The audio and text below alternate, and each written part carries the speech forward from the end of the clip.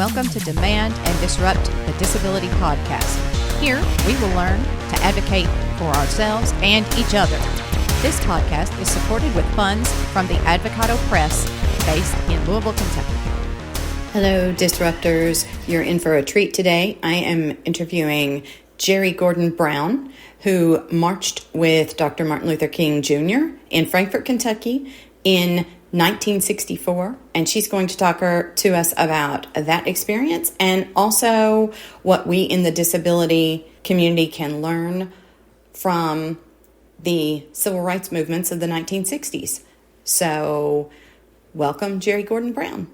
Okay, you're going to give me an opportunity to say all the good things about me. I am. Okay, welcome, Gerry. Tell me all about Gerry Gordon Brown. Okay, I was born, my name is Gerry Gordon Brown. Previously, though, it's Geraldine Yvonne Gordon Brown, okay? But I had to cut some of that out. It's Gerry Gordon Brown, okay? It's too much. Okay, I was born 82 years ago in Pulaski, Tennessee, a small town located 71 miles south of Nashville.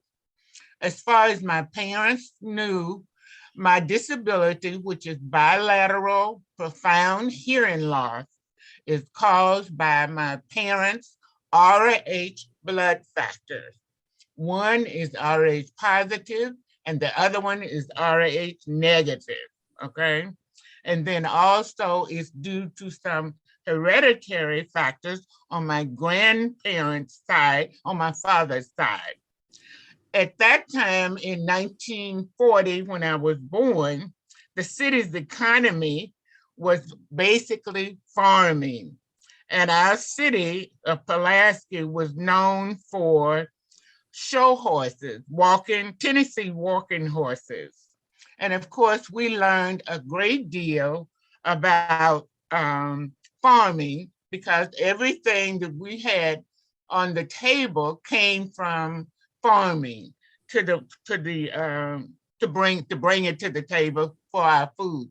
Also, my mother made all of our clothes more or less. Mom and dad did not attend college, but they believed in education. It was very important and instilled in ours. And by the way, I was the oldest of 4 children, and I had 3 girls and 1 boy. My 2 sisters and I, we did attend college. I went to Kentucky State College, but it's now a university. And my sisters went to Tennessee State University in Nashville, okay? Mm-hmm. Throughout my growing up years, I was encouraged to accept my disability and to speak up on my behalf. I was the product of a very protective environment, both at home and at college. My college advisors were very supportive, and also my roommates were very supportive. In later years, my mother became very ill with tuberculosis while we were living in Tennessee. That is the reason that we were relocated in Louisville in 1946. Mom came here to be treated, and she stayed in Waverly Hills Sanitarium 3.5 long years. My sisters and I were in foster care here in Louisville. Mother wanted us to be near her. Fortunately, we had a wonderful foster mother. We kept in contact with her until we were adults and she passed away. I successfully completed elementary school, junior high in my day, and it was known as middle school, and also high school in Louisville, Kentucky, and 4 years of college without hearing aids. At that time, I had a great deal of residual hearing, and there was no hearing aid on the market to fit my hearing loss. After graduation from Central High School in Louisville, Kentucky, I became a client of the Bureau of Vocational Rehabilitation. That's the name that it was known at that time, but now it is a Department of Vocational Rehabilitation. I received a bachelor's degree from Kentucky State, a master's degree from Webster University, and I successfully completed a graduate level of peer mentoring professional studies certification program from Gallaudet in Washington, D.C.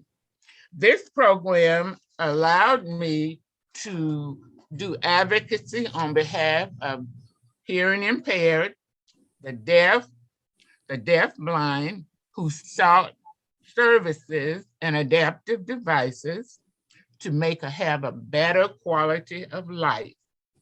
Thus, I had the pleasure of assisting many consumers who are hearing impaired and to some degree visually impaired. I have been married and divorced, and after the birth of my daughter, Carla, I started wearing one aid in the left ear.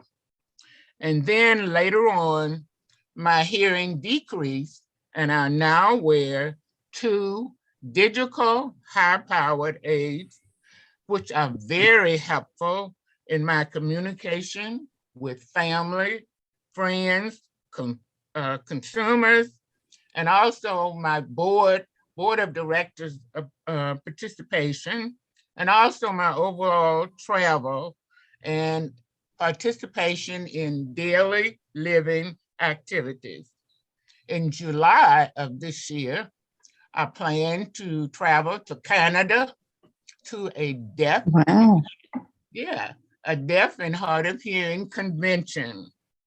I have worked in the human service field in 3 states, Ohio, Indiana, and of course, Kentucky.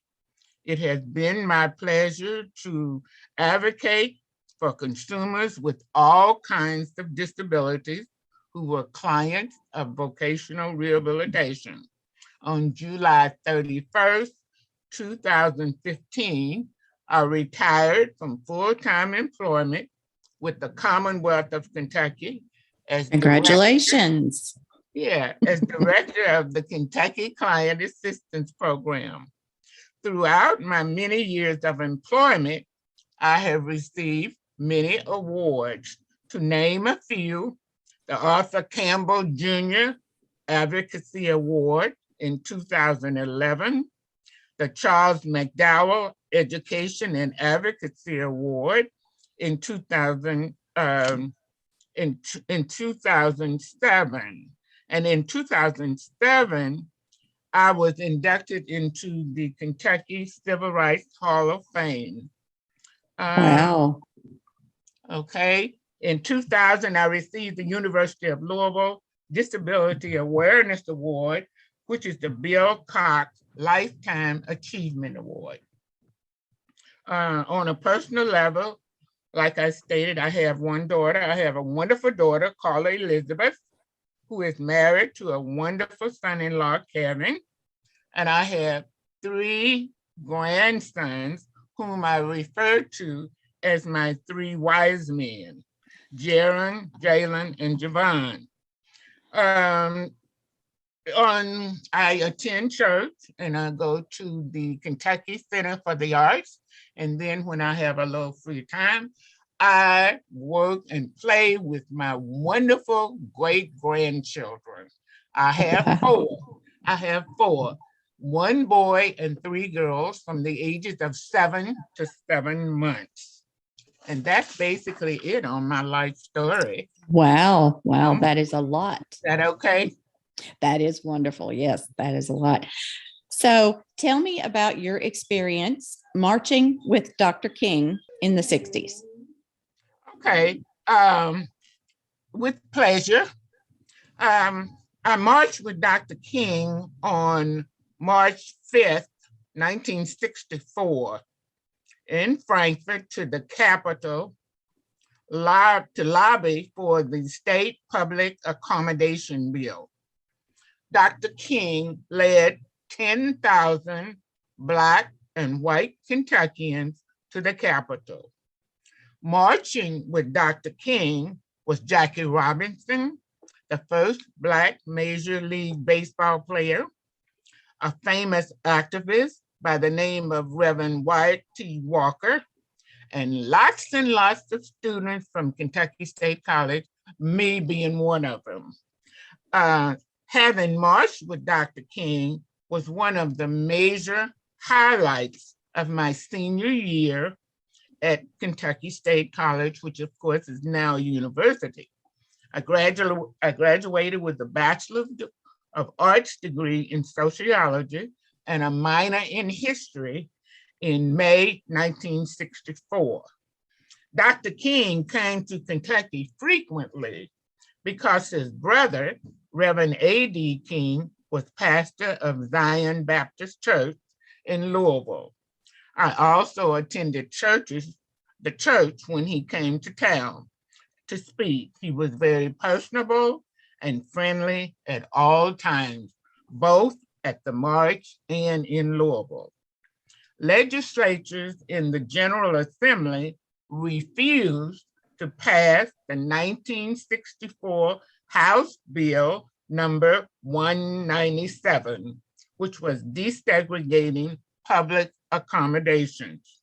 Nevertheless, in 1966, the governor of Kentucky signed the Civil Rights Act into law. There were 2 anniversary celebrations of the March on Frankfort. First, 40th anniversary commemoration of the March on Frankfort was held on March 3rd, 2004. Then on March 5th, 2014, we celebrated the 50th anniversary of the Civil Rights March on Frankfort. It was a wonderful occasion. My family came from Louisville, and all my staff and her family marched with me. There was a very large crowd of supporters that came to Frankfort from around the Kentucky Commonwealth. That's basically it. Unless you Wow. So how did you feel? This is a question I didn't send you. So in 64, that bill didn't pass. No, it did not pass, which was a disappointment for us, but we had done the best we could as far as drumming up support for it. The support was there, but the legislatures, they refused to. They refused to pass it. Fortunately, the governor at that time, Ned Breathitt, he did sign into law the Civil Rights Act law in 1966. Nothing was really done until 1966. But it's always important to get that groundswell of support, isn't it? Oh, that's true. To bring notice, and then of course it was a lot of written up in the newspapers around the state. Lexington, Louisville, so forth and so on. So I have learned over time that the newspaper reporters really can put emphasis on certain topics that's going on in the community. And do you think that method is effective still today? Oh yeah, I think it's effective. I think it's very effective because otherwise, Kim, I don't think you would know. Right. It'd be kept so quiet. But by being in the newspapers, and of course I realize we're in the technology, but everybody doesn't have a computer, and then of course the television too. So yes, but I really don't want to leave the newspaper out because for me personally, I really I subscribe to the Louisville paper. I like paper. I like the hard copy in my hand so I can read. One of the things that we're trying to do is get legislation that would make it illegal to take away the children of a parent just because the parent is disabled, because that is legal right now, to remove a child from the home simply because the parent is disabled. And that's something we're working on overturning right now. So maybe we need to try to get some newspaper coverage. Oh yeah, I think the newspaper coverage would add more weight to our particular situation, and that's what I was going to bring up to toward the end about our book, and also the fact that we have this ugly law in Kentucky that can take away your child or children because you have a disability, which is disgusting. It's an insult. It is. It is an insult. And you know what? I think we will arrange to have the link to this podcast sent to legislators. Our time has come, and the time is now. Excellent. That's awesome. You're so right. So the next thing, we're talking about disability. Tell me how you think the disability rights movement intersects. How does disability rights intersect with the civil rights movement of the 60s? Disability intersects with the civil rights movement in the 1960s or even now.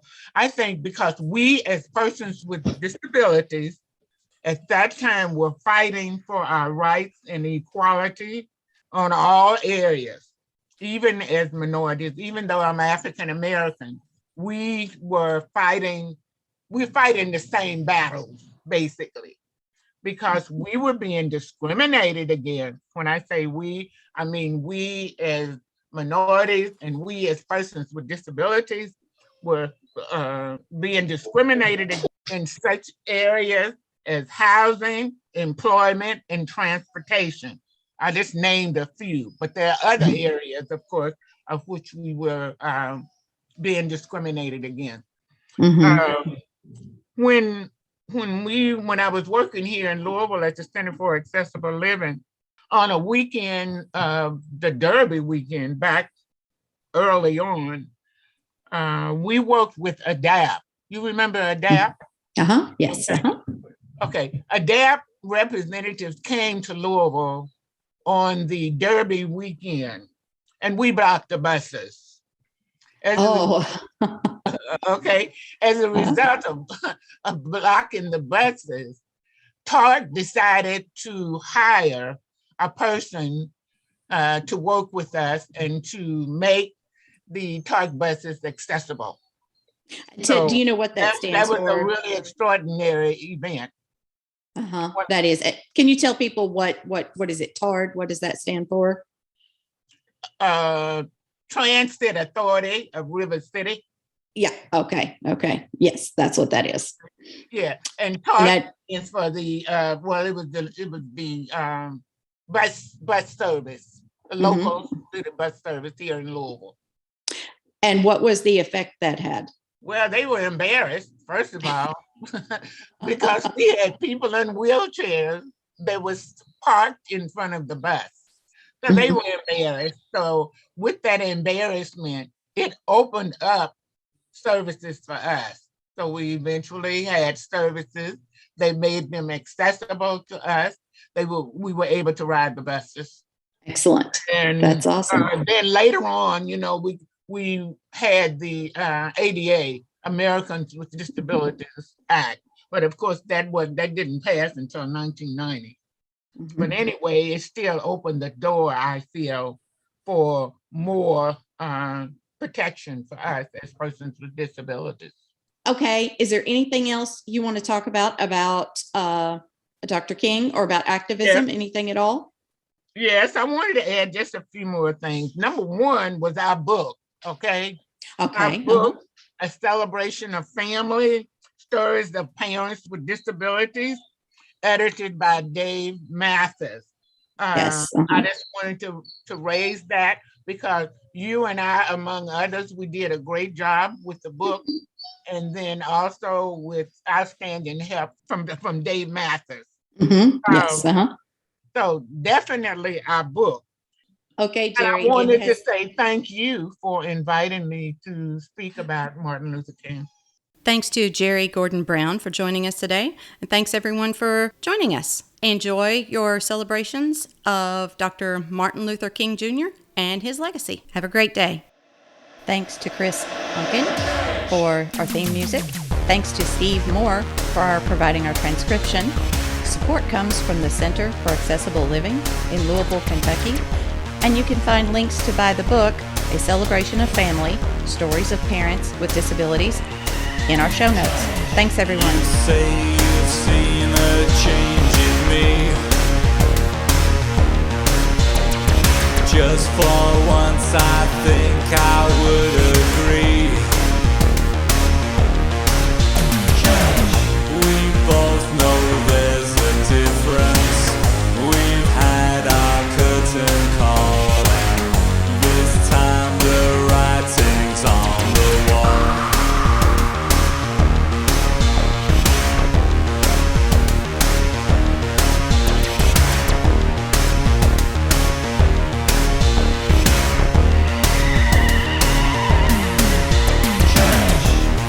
War of words we can't defend.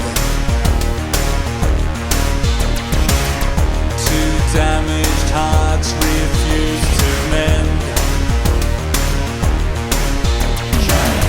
This situation's pointless with each and every day.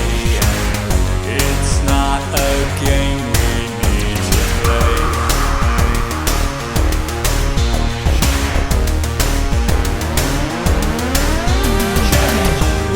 Try to make things better, repair and rearrange things, but each and every letter spells out the need for us to open up our minds and hearts to change.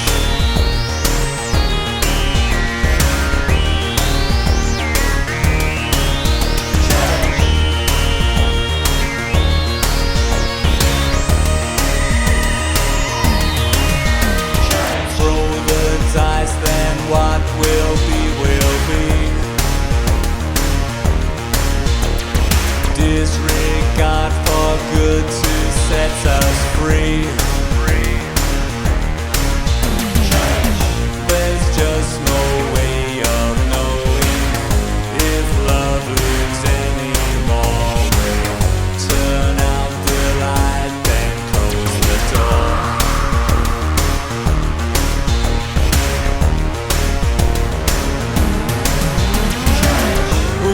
Try to make things better, repair and rearrange things, but each and every letter spells out the